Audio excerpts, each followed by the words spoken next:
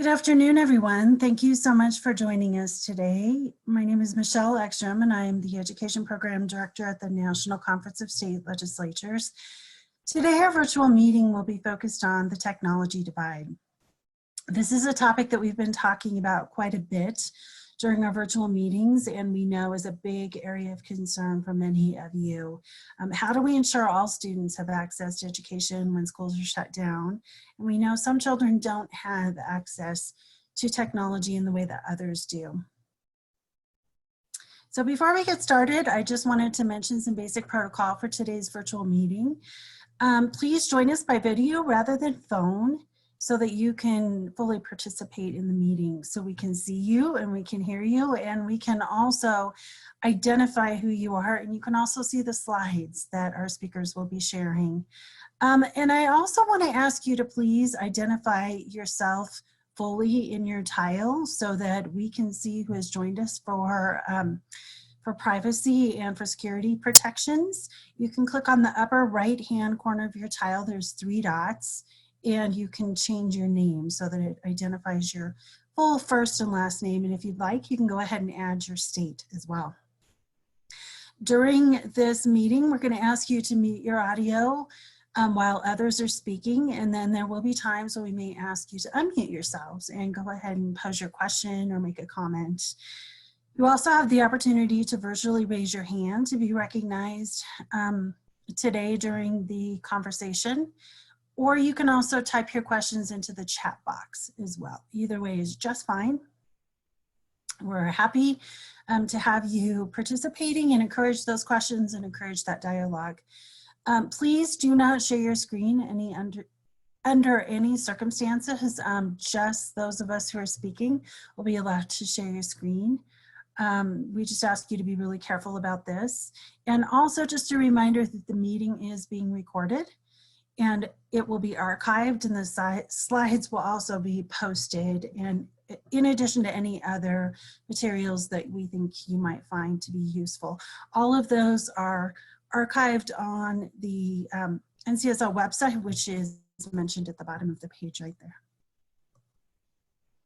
So before we get started, I'm just going to ask you to loosen up your fingers a little bit, and we're going to do a little bit of chatter in the chat box.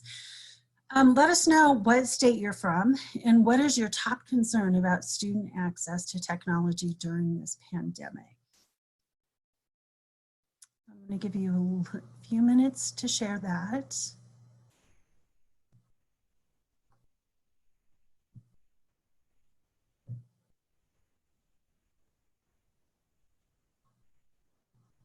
And while you're doing that, I'm going to go ahead and get started and introduce today's speakers.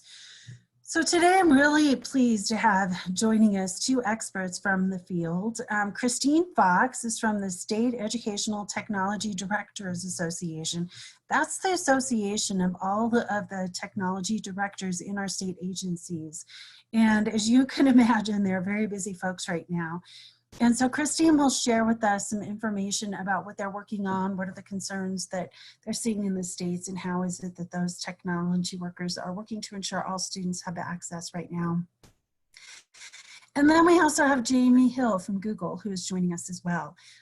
As you know well, Google has been supplying Chromebooks and trying to make sure that children have not only the devices, but also have the platforms and the other ways that they can access both technology and the different platforms that teachers can use to pivot right now to a virtual classroom. And so Jamie will be sharing with us a little bit about the work that Google has been doing and how they've been working to support states and school districts and teachers and students and parents during this challenging time. So with that, I'm going to stop sharing my screen, and I am going to let Christine share her screen so she can get started with her presentation. Thank you so much. Excited to be here, and let me get this. Okay, so you should all see the presentation mode.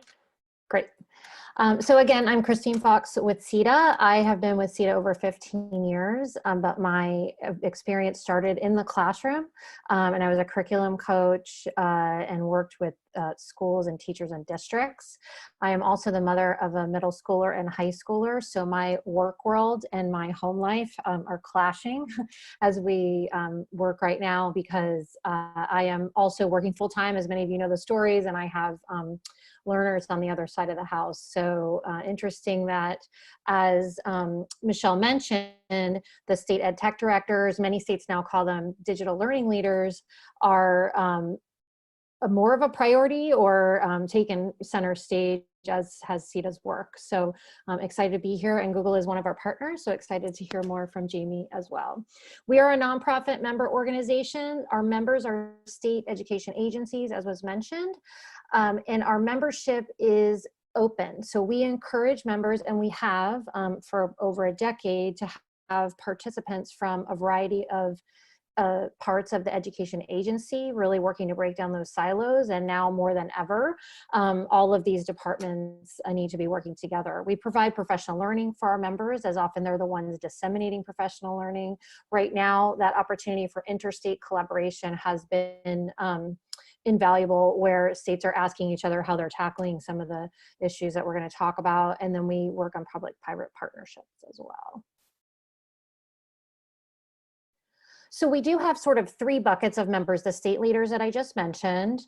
Then we do have private sector partners. So these are nonprofit or for-profit partners that work in similar areas. Most often states are not purchasing something statewide, so it's more of a partnership to understand state policies and practices, what initiatives might be launched. Right now, working with them to share what vetted resources might be available. And then we do have about 20 affiliate organizations. These are statewide or regional or district affiliate organizations that participate with us as well. Sita has published a variety of resources. All of our resources are open to the public. They are available to each of you and all of your educators in your state. Usually our resources are developed because state agency leaders have said to us, we need support with X, and we don't have the capacity to build that, or we'd rather collaborate with multiple states. As many of you are probably, I consider all of you from local control states. So state leaders would rather that Sita publish something they can point to versus the districts feeling like something's being pushed on them. And I think I mentioned this, but our resources are openly licensed, so we encourage you to repurpose them and leverage them in the ways you see fit. So at the start of this pandemic, Sita launched what we call our Coalition for eLearning. The beginning of March, sort of the buzz came around about the issues with access, the potential school closures, never imagining what has happened and where we're living today. But having said that, we knew that there were already school districts and states out there that already had e-learning days. And so we, through another, and I'll post some of these links in the chat, it's hard to move the slide in just a second, but we knew these 12 states that you see here on the top already had flexibility in their e-learning opportunities. So these were mostly for snow days, quite honestly, and up to 5 consecutive days. So these were not the level of distance and remote learning that we're talking about now. In most cases, the districts had to apply to participate in that. And in some states, maybe 50% of the districts applied and some less. But we leaned on those states to be able to share their plans, their best practices, their district examples. And people have been beyond generous in sharing Google Docs and talking to one another. So we also have now posted all of the other states, what we're referring to as their emergency plan. So these were states that perhaps didn't have in policy the opportunity for remote days, but we're sharing all of the states' details.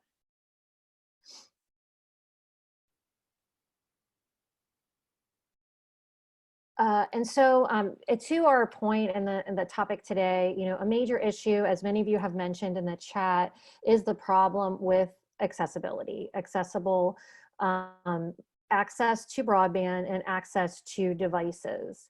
One thing, Sita hosts a cohort of E-rate state agency E-rate coordinators, so the folks at the state level. They may or may not be part of the Department of Education, but they're in a state agency supporting E-rate implementation. So those folks, as you can only imagine, have been meeting at least weekly. They are most concerned, as also was mentioned in the chat, about those remote areas where maybe cable and wireless access is not available. We've had a few calls that they launched themselves called Broadband, No Crazy Ideas, trying to really reach out to those areas that have the least amount of access. In many cases, states had some data sets on availability of broadband, which students had devices at home or access at home. But we're really finding now, as most of you probably are too, if someone filled out a survey, they might say, sure, we have home access to the internet because their parent has a device, right? And so it's a hotspot on one device that maybe the whole family shares, maybe both parents have a device and they have some broadband. But when we were, and states were collecting data over the last several years about this, no one imagined that all the students in that home would need concurrent access to both a device and that broadband. And many of the discounted programs have caps on the number of how much data you're able to use. Also, I was in the grocery store right before this happened. The woman in front of me was explaining to the girl that checked out. She said, oh, we have one phone in my house. I'm a single mom. I use it during the day, and from 4 o'clock on, my daughter can use it for homework and to talk to her friends. So imagine that simple scenario in one grocery store here in South Florida, leveraged out over time.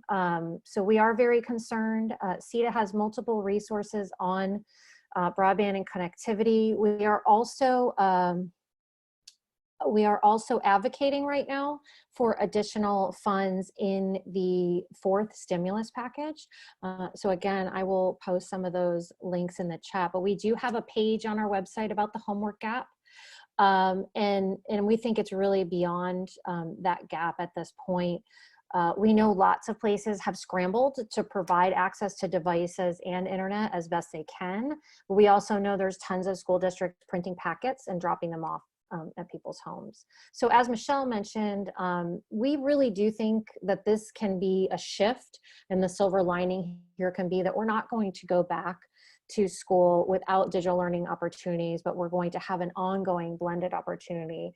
Whether or not school starts on time, whether or not there's closures in the fall or beyond, the opportunity with digital tools and resources can personalize instruction. It can provide access to courses and content that were not and cannot be necessarily be available in the same way.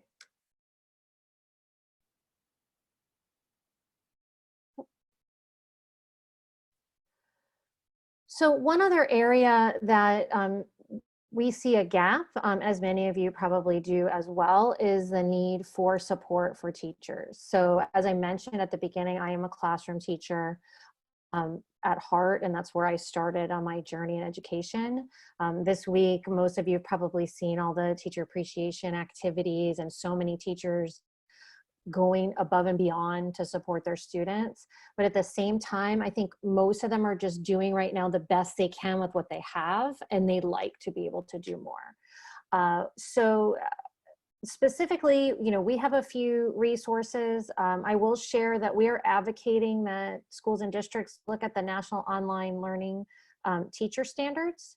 I don't know how many of you are familiar with those, but they are a great resource for people to best understand how to teach online and what those expectations are. We also work with a collaborative group of SEA Title IIA leaders, and they are trying to figure out the best way to support educators, as with flexibility to that program, the fact that there's kind of two buckets here to consider. The teachers need to understand how to teach online and engage with their students. but also all of the folks that provided professional development, the administrators, the learning coaches, now they need to understand how to leverage digital tools to support their teachers. And so we look at that in separate buckets, because there are really true needs on both sides. And there's so many free resources out there right now. So many companies are being beyond generous. So it's really working to see what the best way, and what do you already know, who are partners you've already been working with, and how can you vet the resources available to support your teachers without overwhelming them. We also, as you probably know, Title IIA funds can be used to support implementation of professional learning. We're also advocating for additional funding in that bucket in the fourth stimulus package, because we feel like it's so critical. And we know there are so many expenses. State budgets are probably dwindling, but at the same time, in order to have remote learning look like digital learning, and we've sort of been struggling with what we call all of this. Like, what's happening today across the country may not be the epitome of what we would dream of online blended learning opportunities, right? Because there's a lot of makeshift and kind of scrambling to make things happen. And we hope that we can take this opportunity to grow. And we certainly don't want things to shift backwards where people say, oh, well, that didn't work. We all tried remote learning, it didn't work. We weren't ready for it in many cases. And so we're trying to, do catch up, but we do believe that there are lots of opportunities here to support ongoing learning opportunities. The other area that I think most of you probably also very aware of the need to support all learners, including those with special needs. This is something that SEA leaders have been hyper conscious of since the beginning of this pandemic, because so many of those students have special support services in school, including, extra teacher time, digital tools, assistive technologies that may not be available at home. So we work directly with the National Center for Accessible Educational Materials right now, and we have been for the last several years. We're really working on that SEA collaboration. How can we make sure that every state educator knows that there is someone in their state that's assigned to accessible educational materials? There is already somebody there. The U.S. Office of Special Education is supporting those leaders. They support the AIM Center so that no child is left deserted without those accessible materials or assistive technologies. We hosted a call yesterday where some of the SEA AIM contacts have been shipping or delivering assistive technologies to special needs students, supporting those teachers, and we're trying to really work with them to provide that support so that students have, books in large print, whatever it is, Braille, whatever the assistive or accessible resources they might need. And again, I'll post in the chat, and when I'm done sharing, that we have a letter for districts that state leaders can push out and say, hey, did you know all these things exist in our state? We want to make sure you're leveraging those. So there is a big divide. We're trying to help close that gap with the support of our membership and partnerships with lots of other organizations in the private sector. And I could go on and on, Michelle, so I'm gonna just pause. I'm happy to answer questions. I know I ran through that pretty quickly, and I haven't really been able to look at the chat while we're talking, so. Sure, no, thank you very much. Yes, we do have a couple of questions. The first was actually a comment from Lisa Wellman, who I believe is in Washington. E-rate supports school buildings and libraries and requires state funds to gain federal support. And that's not really a question, it's a comment, but it is something that came up in another conversation that we had previously about the fact that states are in a difficult position right now. And so is there anything that you can say in addition to that aspect of the E-rate piece? It might be difficult for states to have those funds right now and to get the federal support if have to cut back on those funds. And I guess I Right. should also, is there anything else that you wanted to say about this? Go ahead. Yeah. Thank you so much. Sure. I was listening to excellent information here, and I'm already on your website and looking at the materials that you are listing here, so I think that'll be very valuable. But in terms of E-rate, of course, E-rate, as I know it, maybe you know more than I do, hopefully, we went after E-rate dollars to improve the level of connectivity existing in schools. And so we could take them from a 1 to a 2, et cetera. And they had to apply through the E-rate desk at OSPI, at our schools, at the center of our school programs. But and we were able to match, I will say, the $1 million we matched, depending upon schools applying for it, we matched $1 million to $4 to $8 million, so somewhere in there. So it's a great leverage if indeed the program is still running, and it's always a little unsure as to whether there's that kind of leverage available at any one time with the federal money as to whether they put it in there or not. And my understanding is it only can be for the building and for libraries, which winds up to be good hotspots when the buildings themselves are closed. But I don't think that there's much more involved than that. Is there? So that is correct. And the construction match program is still available. As you probably know, that is a much longer process as you're looking to build out fiber, oftentimes in difficult areas. That is a much broader program.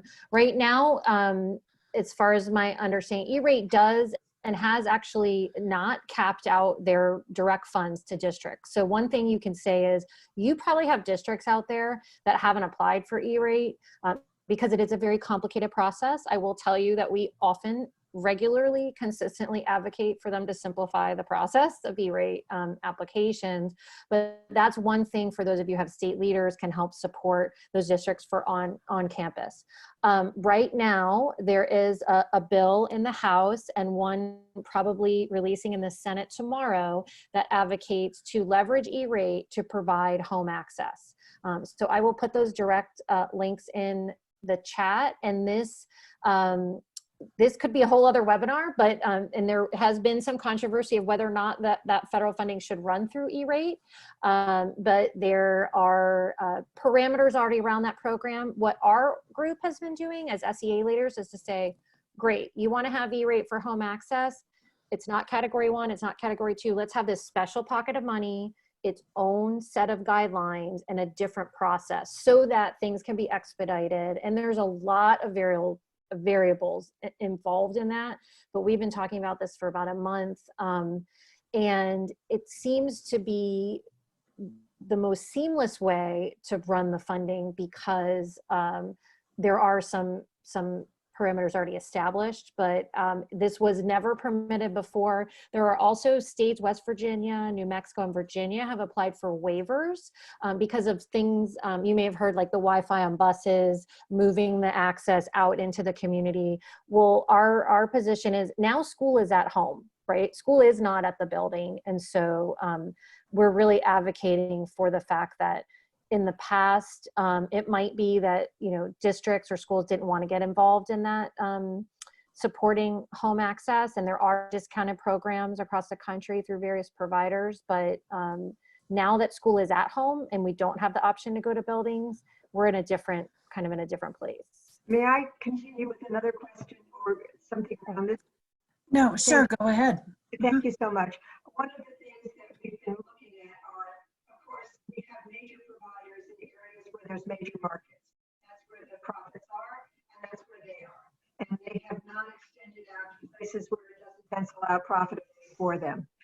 So, you know, that's a major issue. When we are being offered some packages from some big providers that look like they're very exciting, $10 a month for provision for a family who is challenged, you know, as far as how much they can afford to spend. One of the things that I have been pounding away at is we don't know what they have to be able to do. What do kids have to be able to do? And then I don't want a number. Don't tell telling me that you can provide 25 down, 5 up. If that 25 down to a community or being offered doesn't allow you to stream, doesn't allow you to have a Zoom meeting with 30 people on at a time, or even 10, or multiple people in the household being able to do things simultaneously. So I think I'd love to have your thoughts on as to whether or not I think the focus needs to be on what does the package have to offer that enables you to do something, and what does education and learning require, as opposed to don't give me a number. Yes, so big topics there as well, and things that we live and breathe quite a bit. I will tell you that my understanding is, and I would have to look up, and maybe while Jamie's presenting I can do this, there a couple of districts, I think in California and one other state, negotiated with one of the big providers to help support this discounted access and to create those minimums. What the students need, it so much depends on, you know, where the district is and what they're expecting, right? You know, there are places where I was speaking to a colleague in North Florida that said they just have a phone call with their teacher every week and there's nothing live streamed. And so if the district isn't expecting that, probably because they can't expect the kids to have access, it's kind of a chicken and an egg thing. So I think really districts need to be outlined, like where they are and what their expectations are, and then try to work with those private partnerships. A couple of things that you mentioned about the lack of access in very rural locations, that is an issue. We are trying to have these very creative conversations between balloon technology.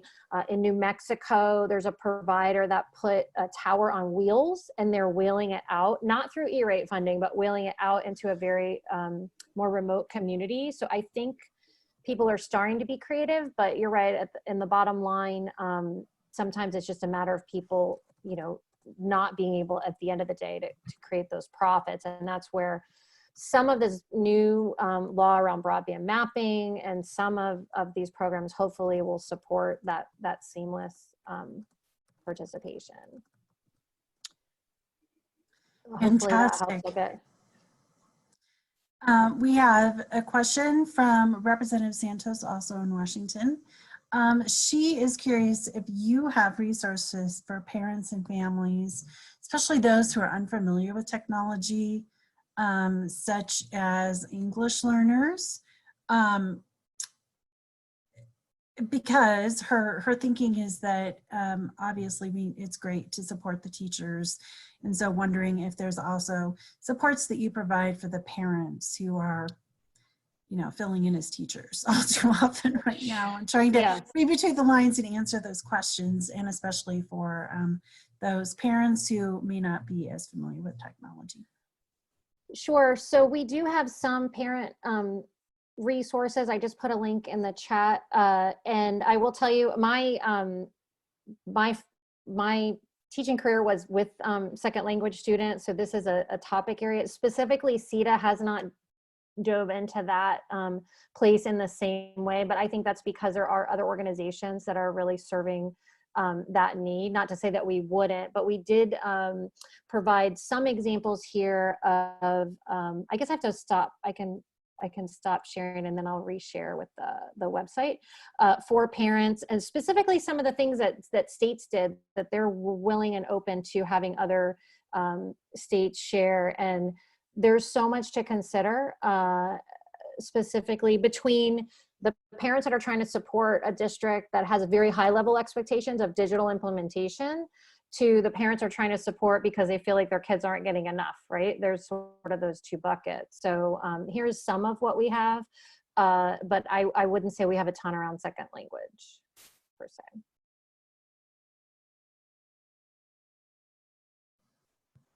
All right. Okay, and I have one last question. Sure. We had a number of people who typed in the chat box concerns about reaching students who are on reservations or part of tribal nations. And so I'm wondering if Sita partners with them. I don't know the answer to that. So we have had participation with the Bureau of Indian Affairs in the past. They are not Full disclosure, they're not currently active within Sita as a member directly. However, our members at the state agencies speak up for them all the time. Specifically, I mentioned New Mexico because that rolling tower was actually going out to one of the reservations. Our E-rate coordinators that we work with at the state level work with all of the Native American groups, and they're constantly talking about their lack of access, their need for support. And so I do think we do work with them, but you know, for the state agency leaders. Thank you. That's super helpful. Okay, well, at this time, we are going to switch gears a little bit and we are going to hear from Jamie Hill at Google. So let's go ahead and have you share your screen, Jamie. All right. How's that for everyone? All right, so hi everyone. Thank you so much for inviting me to share some of Google's tools and resources for students and educators and family. I'm also joined on the call by two of my colleagues, Joe Dooley and Ron Barnes, who I know you all work with quite regularly, but I'm super excited to talk to you a little bit about some of our education efforts. As you all, I'm sure, know, Google's been very active in the education space for quite a while, but given the shift of the last few months in relation to COVID-19 and school closures, we definitely have a set of new resources, as well as, you know, we've taken time to really adjust some of our existing resources. So happy to chat through some of them with you.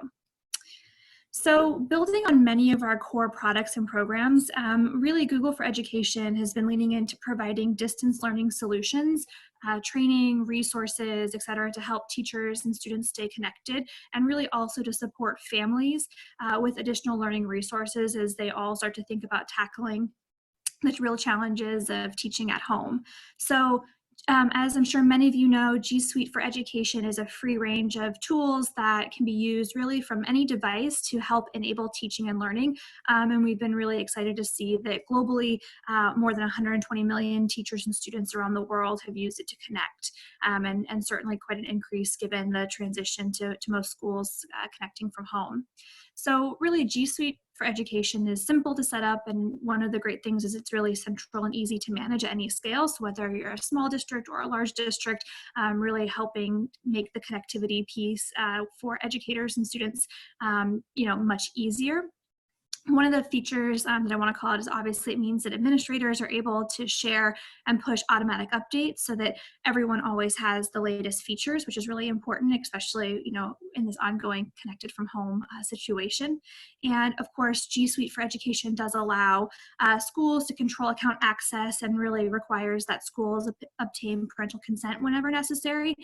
So making sure that that choice is really clear and easy for administrators and parents to take advantage of. And just, you know, making sure to call out we do not use, you know, personal information from any of the users in the primary and secondary schools to target ads. I just want to be really clear about that. One of the great things about G Suite for Education within it is it has a number of different tools to enhance productivity and really foster that collaboration between educators and students. One resource calling out obviously is Google Meet. So using Google Meet, you can connect teachers and students over video calls. And one thing, you know, that we're really proud of is Google's offering advanced Meet features completely free for schools through the end of September 2020. And these are enhanced features that will allow larger sessions together, so up to 250 people on a call. It will allow educators to record lessons and live streams, so really enhance, again, the different tools that they can use with their students. As I'm sure many of you know, Google Classroom really encourages collaboration and allows educators and students to connect with their work anytime. Some of the features that I want to call out obviously are letting teachers collaborate one-on-one with individual students or with the entire class to help students work through different questions or issues they might be having on work. And especially important right now, it allows teachers to create and grade and collect assignments virtually, which obviously is really important as educators think about how to finish out the end of this school year. You know, one thing also is that, we really are committed to partnering with different school districts, and ultimately districts can really decide how to use Google for Education in their classrooms the best way possible. It does, come with 24/7 free support and really best-in-class security. And so these are just some of the features that hopefully are making connectivity between educators and their students just a little bit easier. So in addition to our products like G Suite for Education and Google Classroom, we also have created a set of new resources. Really quickly, the team, in just a very short period of time was able to stand up a set of resources for teachers, but also for parents. And I know this question came up earlier, for parents and guardians who are now adjusting to educating at home. This first is this site here. We created this Teach from Home site, and this is a global hub of information that provides different tips and trainings for teachers to help them teach during school closures. Some of the resources calling out here are tips for how to teach remotely using video calls, maybe for teachers or educators who haven't used video calls in the past to connect with their classes. Best practices around how to teach remotely without video calls. I know someone mentioned earlier, connecting on the phone with their classrooms. So teaching and talking about some of those best practices if video is not an option. And we have a set of resources about how to better make lessons accessible to all students. So thinking through, again, in this different type of connectivity, how to make things accessible, how to engage with students, again, different ideas for how to generate conversation, how to make sure that, students are really engaging with the material and kind of best practices around some of that. And then also from a professional development side of things, we have resources for how to keep in touch with other teachers, how to share those best practices, things that educators are finding are working really well in their classroom and they want to share with other educators, or a space, if they have questions, maybe things that aren't going so well or they could use a little bit of support on. And this has been a set of resources that we are continuing to update and is available globally. We also launched another set of resources from YouTube called Learn at Home. And really this is a new hub. And we also enhanced on YouTube our learning hub to really help parents, guardians, people who are at home complement, the family learning time and supplement learning content activities in addition to what students might be doing at school. We have a number of different really fantastic third parties from Khan Academy to Sesame Street to code.org, and really are spotlighting these different resources across some of the most popular content areas like math and science and history and art, really all in one place, so that, again, families and parents and guardians at home can really supplement some of this learning time as well, and kind of have additional engaging activities and resources for their students at home. For some of our younger students, we also have, I'm sure many of you are familiar with our YouTube Kids app, and just calling out that we offer a learning category on the home screen for some of the younger modes. Wanted to call out that partnering with some of our trusted third-party sources, we've launched a healthy habits playlist, and it's features less learning, but just wanted to call it out because it does feature age-appropriate hand washing and different hygiene videos from reputable public health agencies and other partners. I believe right now it's available in 12 languages, and also features just videos about different kind of interesting science tips around from the US CDC, UK's National Health Service. So again, for our younger learners, an opportunity to engage with some appropriate and age-relevant content. And in addition to the Healthy Habits playlist, we also are featuring videos with activities to do, learning at home, so some educational content with math and reading and science, some indoor fun, so featuring DIY activities and games to do at home, and then some, be active videos to help keep kids moving while they are home and keeping them engaged. In addition to these Google and YouTube offered hubs and resources, we also, in partnership with google.org, our philanthropic side, are offering and kicked off a $10 million distance learning fund. And this was really created to support organizations globally that really are helping educators access resources that they need to provide the high quality learning opportunities to children, and especially many of those who are coming from some underserved communities.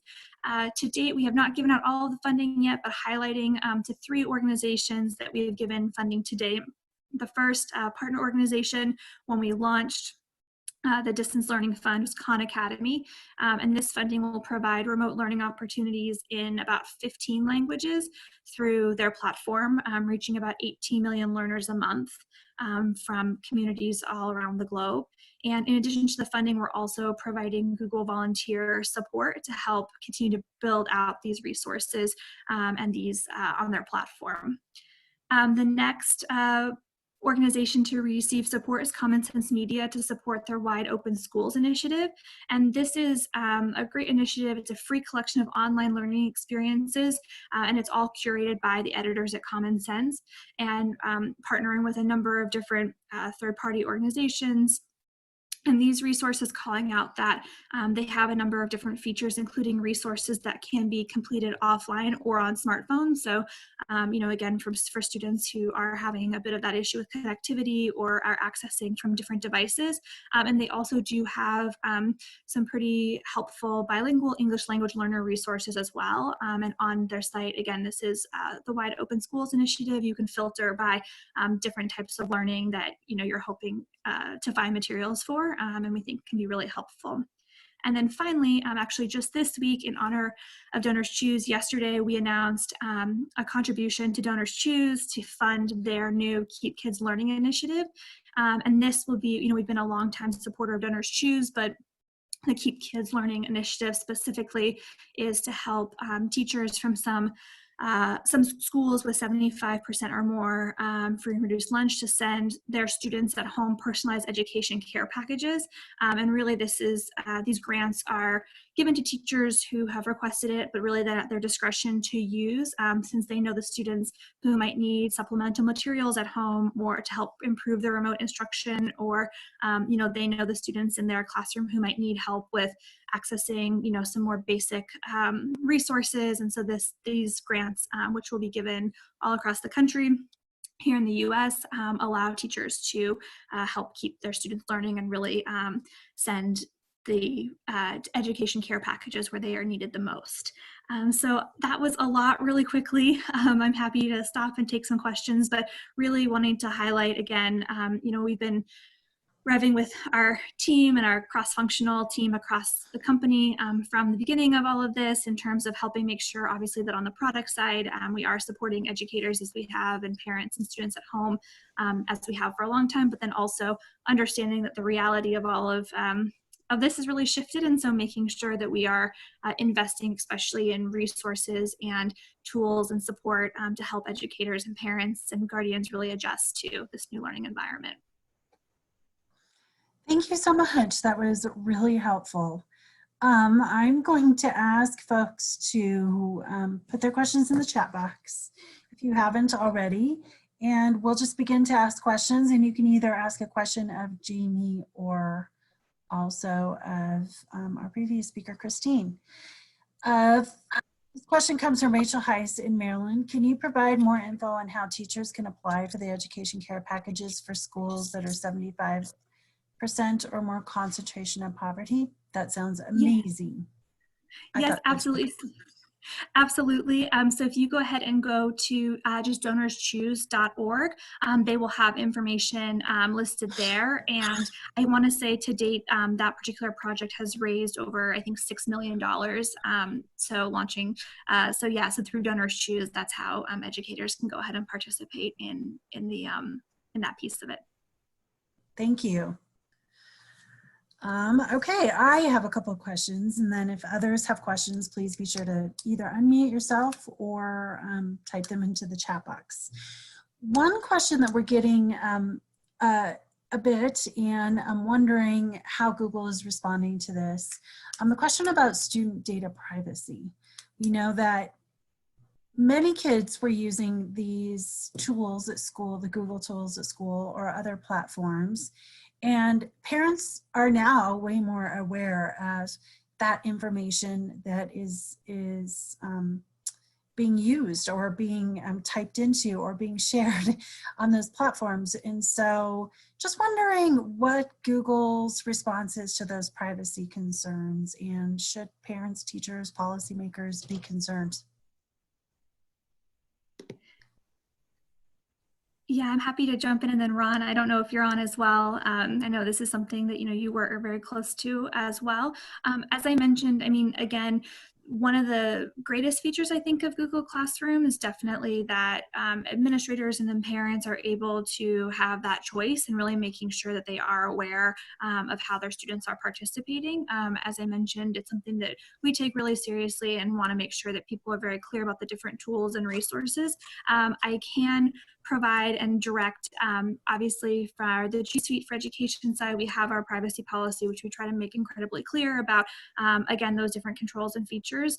So that is something that, again, to your point, since we know more students and more parents and educators than ever are using Google Classroom, it's something that we are trying to make sure people are really clear about and understand the different resources and tools we have so they can make those choices. Ron, I don't know if there's anything you'd want to add on that front as well. Can folks hear me? Yes. Yes. Thank you. This is Ron Barnes, I'm the head of state legislative affairs for Google. And Jamie, that was the perfect answer on that. These tools are all intended for educational purposes. That's our intent for that information to be used only for those educational purposes. The G Suite for Education is managed by the school systems and administrators, and they have an array of abilities to protect that information, to lock that down, to decide who gets to use what, who gets to see what. So, I mean, that, as Jamie said at the top of the call, I mean, that's not anything that Google uses as you might be familiar with in some of the consumer products. That's not the case with the G Suite products. That's great to know. Thank you so much for sharing that information with us. I might also note that Christine also posted a link to Sita's student data privacy guidance as well. So good information for everyone to have. It's right there in the chat box for you for the link. And I also would just remind everyone that when this meeting is archived, along with it is also the chat. So if you ever want to go back, look back at the chat, see what those links were that were included in the chat box, you can just do that by going back to the archive of the meeting. Second question that I had, I'm very curious,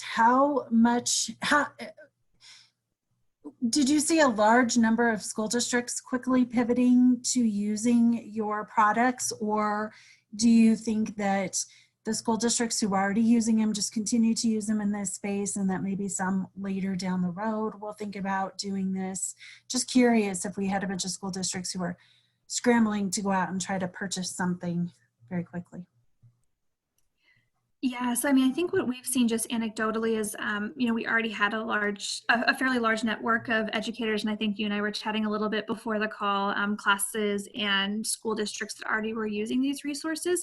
But certainly, obviously, in a time where connectivity and doing virtual remote learning is shifted, we are seeing an increased interest. We actually, on the Teach from Home hub that I referenced, which is just teachfromhome.google, we have some really quick, easy to access resources. If you are a school that's looking to quickly set up, we have, just the 4 easy steps to configure so that you can be connected through Google Classroom. And then we also have for families, if you are a family that is now, connecting at home, adjusting different learning devices, things like that, we have great resources there as well. So trying to definitely simplify it and make sure that people are able to access either existing tools and expand those offerings, or onboard to new tools as quickly as possible and be really responsive to schools who we know are, trying to get students and parents and educators connected like yesterday. It's definitely a scramble. And on that note, I've been hearing lots of news stories, and I've heard anecdotally from different states about how Google has been partnering with governor's offices or state chiefs or technology directors or others, trying to get devices, get these platforms up and going, and also get hotspots. And can you talk a little bit about that, maybe some states that you all have been partnering with, or big school districts? Yeah, absolutely. So I think I think two things to note. One, you saw this a couple weeks ago in our home state of California, partnering with the California Department of Education. We did both a Chromebook donation and a mobile hotspot donation, speaking to, again, the Chromebook device connectivity and then obviously access to internet. So that's something that we did in our home state, and we were proud to do. But we've also seen actually with regards to access to internet, schools repurposing existing programs that we had running with them, notably rolling study halls. It's something that our colleagues started in North and South Carolina and have expanded to a number of states across the country now. We've actually seen some of those school districts think about and partnering with local providers about how they can pivot, again, the connectivity that were provided on the buses to provide more community access as well. So I think that's been really exciting for us to see some of that existing infrastructure being repurposed for helping people connect in different ways. Lots of creativity going on right now. It's kind of exciting. I do think that it's going to be very interesting to see how some of this quick thinking and creativity is going to be able to be repurposed and used going forward. It's a scary time, but it's an exciting time as well. Okay, what other questions do you have? Or what other information or message would you like to send to these folks as they're continuing in their work in this space? You can either type it into the chat box or you can open up your line and just shout it out.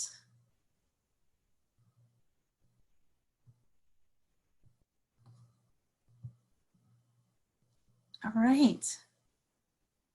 Okay, well, I am going to share some additional resources that we have in NCSL for everyone.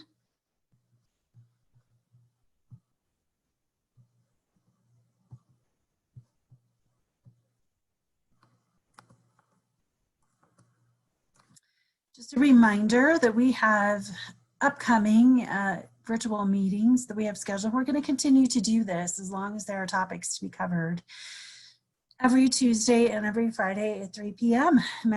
Eastern time, excuse me. So coming up later this week, we're going to focus on assessments, and we're going to have a discussion with our partners at SAS who are going to talk with us about not only what the assessment landscape looks like right now, but how is it that we can continue to measure growth and value added at a time when we have discontinued assessments. And then next week, we're going to pivot to focusing on higher ed. We have two really great speakers lined up next week. Look for that information in your invite for those meetings next week. The first day, we'll just talk about the crisis that we're seeing unfolding for higher education. And then on Friday, we'll be talking about distance learning in higher education, how that's going, how that looks a little bit different than what it looks like in K-12. And then we're going to pivot to a different focus on mental health and learning loss, and how our summer may or may not be used to address some of those challenges. And then we're just going to continue to have discussions. Some of the upcoming discussions that we have planned for you is a focus on the teacher workforce, a roundup of state legislative action, plans for school reopening in the fall. We know that chiefs and governors and state board members and others across your states are beginning to think about what this needs to look like and the guidance that they need to give to the school districts so that they can quickly put plans together. Lessons from other countries. We're hearing a bit about how other countries have approached this with their education systems. So we're going to have our good friends from the National Center for Education and the Economy join us, and perhaps another additional speaker from the healthcare perspective join us on what this looks like in other countries and what could be the lessons that could be learned from how they've handled it, and what does their education infrastructure look like that has allowed them to pivot maybe differently than we have. And we're also going to have an update on state revenue forecasts. We know, we learned last week that many of those forecasts are going to be coming in over the next 2 to 3 weeks. So we're going to do another update to make sure everybody has information on how their budgets compare to other states and what is the legislative response. We're going to do a virtual meeting on the impact of early learning and also assessing student learning in the fall. What are the state plans for schools to be able to understand where students are at this fall? And how is that coming together in some of those states? If you have an idea for another virtual meeting that you think that we need to hold, a discussion that you think is very pertinent to state legislators, information that you need right away, please let me know. Otherwise, thank you so much for joining us today, and we will look forward to seeing you on Friday.